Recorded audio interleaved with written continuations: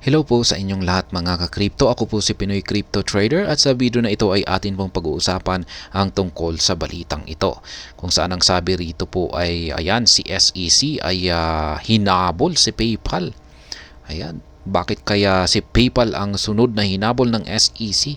Pinasabpi na po nila yung kanilang bagong stablecoin na tinatawag po nilang PYUSD.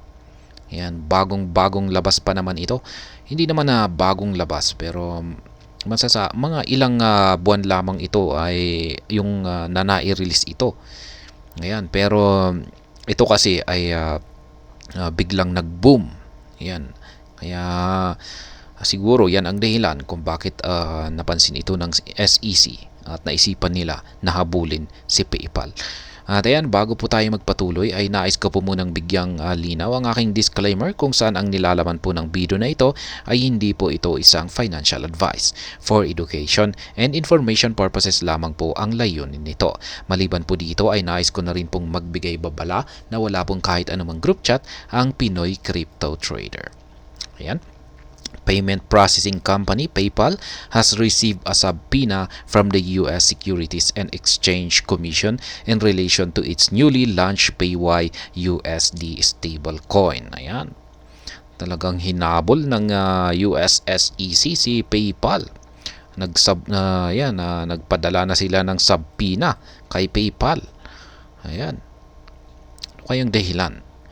The United States Securities and Exchange Commission has issued a subpoena to popular payment company PayPal. Executives confirmed on Wednesday. The subpoena is related to the company's PYUSD stablecoin, which launched in August 2023. PayPal executives disclosed news at the subpoena in a post-earnings call, adding that the company is now collaborating with the regulator on the matter. An SEC subpoena is a formal request by the regulator seeking documents and other information relevant to a case that the agency is investigating. Ayan. Yung subpoena raw po na ito ay naglalaman ng mga mga impormasyon na kailangan daw po ng SEC. Yan, ito ay na may kinalaman sa kaso na kanilang gustong imbestigahan dito kay PayPal. Receiving a subpoena is considered early evidence that the SEC believes an entity has violated securities law. In PayPal's case, the SEC may be seeking a basis to establish that PYUSD or its issuance method does not comply with its regulation. Ayan. Yan po ang ginagawa ng SEC ngayon. Ang SEC ay meron daw po silang paniniwala na mukhang may linabag ang PayPal sa kanilang securities law. Kaya ayan. It is also noteworthy that an SEC subpoena does not necessarily mean that a company will face a lawsuit from the agency. Instead, such notice may lead to further discussions between the company and the agency, confirming that there were no violations. Yan naman po pala. Siguro ay maidadaan nila ito sa magandang usapan at hindi na kailangang humantong sa korte or sa isang kaso or lawsuit. Ayan, SEC doubles down on crypto enforcement against the odds. Ayan, talagang yung SEC ay talagang dinodoble nila yung kanilang paghahabol sa mga cryptocurrencies. PayPal receiving a subpoena on its stablecoin follows a pattern of relentless enforcement action against crypto-related firms by the SEC. Kaya ayan, talagang matindi ang pagkahabol ng SEC sa mga cryptocurrencies.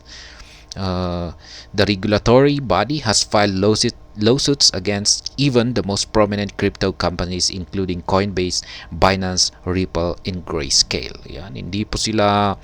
Wala po silang inuurungan maski napakalaking mga financial institution pa yan or mga crypto companies na tulad nila Coinbase, Binance, Ripple at saka Grayscale. Ayan, talagang hinabol nila yan. Notably, the regulator has also suffered a few landmark losses against Ripple and Grayscale.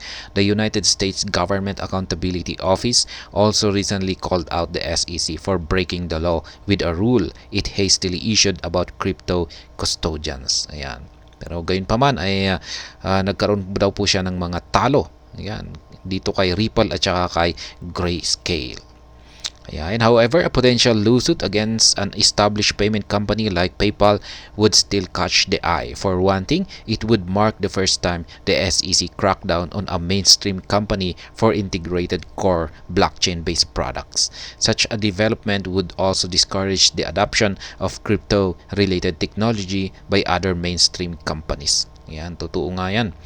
Mukhang dahil sa ginagawa ng SEC na ito ay matatakot yung ibang mga sikat na mga mainstream company. Yan, yung mga katulad ni PayPal na mag-i-integrate ng blockchain technology or blockchain-based product. Kaya yan, parang madi-discourage sila na imbis na gagawa na rin sila ng kanilang sariling mga native tokens, mga stable coins. Ayan, katulad ni PayPal ay ayan, yung ginagawa ng SEC ngayon ay mukhang matatakot sila. Ayan. Meanwhile, it is worth recalling that a similar move by the SEC against stablecoin issuer Paxos led to the demise of the Binance BUSD token. PayPal will evidently hope to avoid similar outcome, especially with its stablecoin project already gaining traction. Ayan, unti-unti pong sumisikat yung itong stablecoin ni PayPal. Pero ayan, ang nakakatakot dito ay baka matulad po sila dito kay Paxos. Yan, yung kanilang inilabas na stablecoin na BUSD or yung Binance USD. Recall that as reported by the Crypto Basic, PayPal launched crypto services back in 2021. In the latest move, PayPal registered for crypto asset activities in the UK as part of its post-Brexit expansion. Ayan. Mukhang yan na nga ang nangyayari. Talagang yung SEC ay talagang gustong patigilin, ayan, or patigilin yung cryptocurrency or ang blockchain technology, kasi parang tingin po nila dito ay isa po itong violation sa industriya ng or sa batas ng securities, mga ayan, financial ayan, pagdating sa batas ng pinansyal. Kaya yan, hanggang dito na lamang po tayo sa video na ito. Sana po ay inyong nagustuhan ang aking paliwanag dito. Kung inyo po itong nagustuhan ay pakiclick lamang po ang like button nito.